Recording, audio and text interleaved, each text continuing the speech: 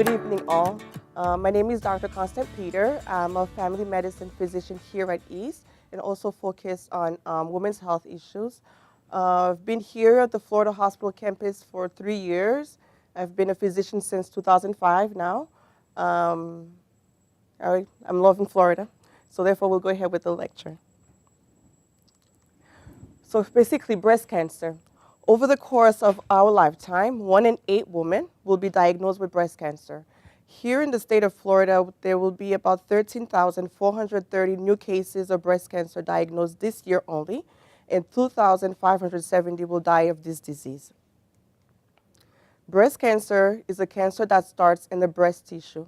There are 2 main types of breast cancer: ductal carcinoma, which starts in the ducts, which are the ducts that carry the milk from the breast to the nipple. And then we have lobular carcinoma, which starts in the breast itself, which produces the milk, the lobules which produces the milk.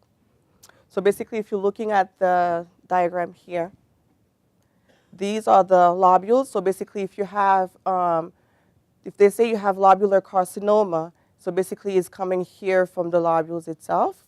And then basically, if you have ductal carcinoma, it's coming from the ducts going out into the nipple. The risk factors for breast cancer. So basically, age and gender. Most advanced breast cancer is diagnosed in patients that are over the age of 50, and 1 to 2% of men can also get breast cancer as well. Family history, of course, is a very strong risk factor. So if you have a mom or a sister who has had breast cancer, so your risk of having breast cancer is much higher as well.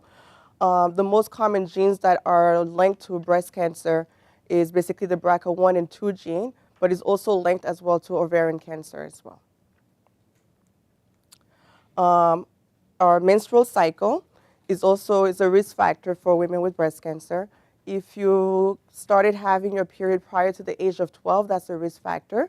And if you started menopause late after the age of 55, that's also a risk factor. Alcohol use, heavy alcohol use. So basically, you're allowed to have 1 to 2 drinks per day, but more than that also increases your risk of breast cancer. Women who's never had any children have an increased risk of breast cancer. And if you've had your first child after the age of 30, that also increases your risk as well. In the 1940s and 60s, the DES, which is diethylbestrol, was used to prevent miscarriages. The women between that time that received this drug has an increase of a very high risk of also developing breast cancer. Obesity as well is linked to breast cancer. Although the link is not well understood, but what is thought to be the case is basically the obesity, the fat increases the estrogen, and so basically an increase in estrogen will increase the risk of the breast cancer as well.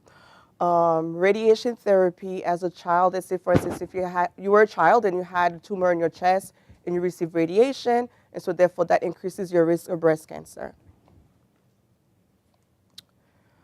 Early breast cancer usually does not cause any symptoms. So basically, as the cancer grows, the breast lump will have uneven edges, and it's hard and usually does not hurt. So that's where basically our screening tool is, where we have to do our breast exams. You don't necessarily have to do a breast exam every week or every 2 weeks, but once a month. Doing a self-breast exam will basically let you know the texture of your breast, let you know what's new, what's not new, so that you're able to go back to your primary care doctor and say, well, 2 months ago I didn't feel this lump, right now I have a new lump. Dimpling of the skin, so basically behind the mask, you may have a dimpling of the skin. So that basically is a flag that tells you that there's something that may be abnormal. Puckering of the skin that looks like the skin of an orange. That's what we call peau d'orange, is where there's dimpling behind on the skin itself that's coming from the mask behind. There is something called inflammatory breast cancer. So on the breast, you basically have a redness on that area. And so it may look as if it's an infection, but that's a sign as well to come in to see your primary care doctor for them to take a look at that as well.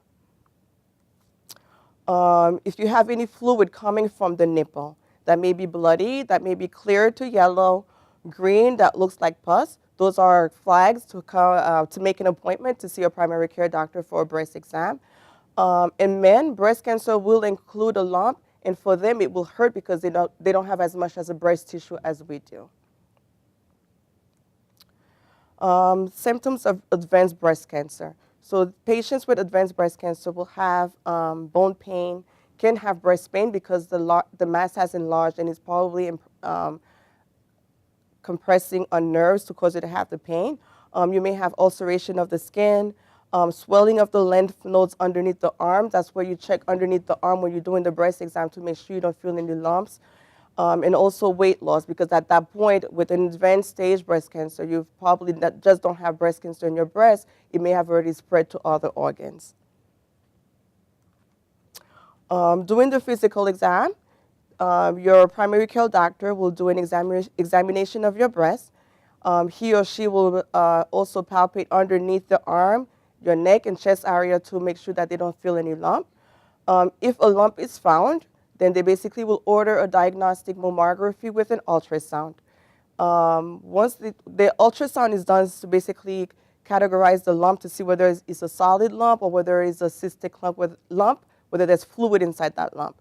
So once they do the diagnostic mammography and the ultrasound, if the lump is a hard lump and there's irregular borders to it, then at that point, you go to a breast biopsy.